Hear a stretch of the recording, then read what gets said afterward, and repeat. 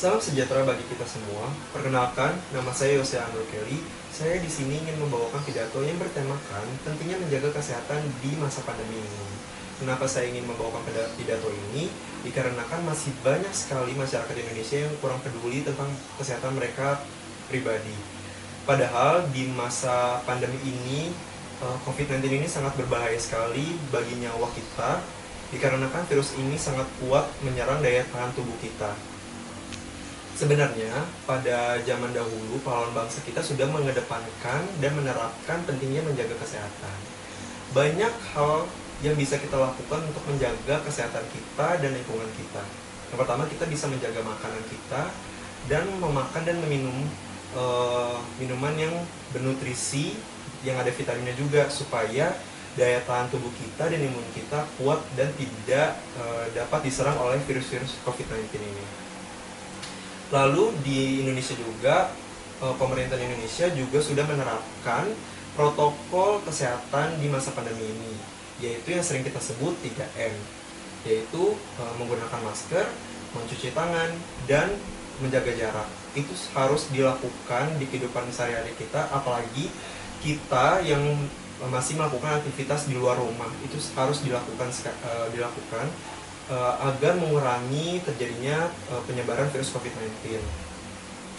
Lalu sebenarnya kita ini harus menjaga kesehatan kita juga bisa dengan cara, misalnya kita pulang dari aktivitas, balik ke rumah, itu kalian harus mengganti pakaian kalian, harus merobek masker kalian, harus mencuci tangan, harus membersihkan diri kalian, agar virus-virus yang di luar rumah tidak ikut masuk ke dalam rumah, dikarenakan di rumah kita kan kita tinggal berkeluarga, jadi kita harus menjaga keluarga kita dan lingkungan sekitar kita juga. Dan COVID ini sering terjadi dan sering menyerang pada usia lanjut, yaitu 60 ke atas. Kenapa COVID ini sering terjadi di menyerang usia lanjut? Dikarenakan lansia ini daya tahan tubuhnya sudah menurun, tidak kuat lagi pada waktu remaja atau dewasa. Jadi COVID-19 ini sangat berbahaya untuk para lansia. Lalu kita juga yang masih muda jangan menganggap remeh COVID-19 ini, dikarenakan banyak juga sekarang COVID-19 merajalela di usia remaja. Jadi kita sebagai anak pemuda juga tidak boleh meremehkan protokol kesehatan yang sudah diterapkan di Indonesia.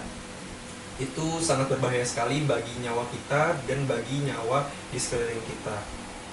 Lalu untuk para ibu-ibu juga harus menjaga anak-anak kecil, anak-anak yang masih balita, itu sangat penting juga untuk dijaga, karena balita juga walaupun imunnya masih kuat, tapi balita juga gampang sekali terkena penyakit, apalagi jika ibunya sakit, otomatis anaknya juga ikut tertular dari ibunya.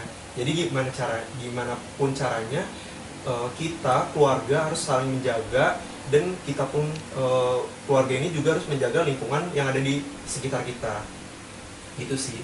Dan kita sebagai kita warga Indonesia, kita juga harus mendukung dan mensupport tenaga medis kita yang ada di Indonesia, dikarenakan mereka yang merawat pasien-pasien COVID itu sangat luar biasa, karena ini COVID sangat berbahaya karena menyerang nyawa kita sendiri gitu. Jadi sangat mengapresiasikan banget untuk para tim medis di Indonesia yang sudah bisa merawat pasien COVID kita.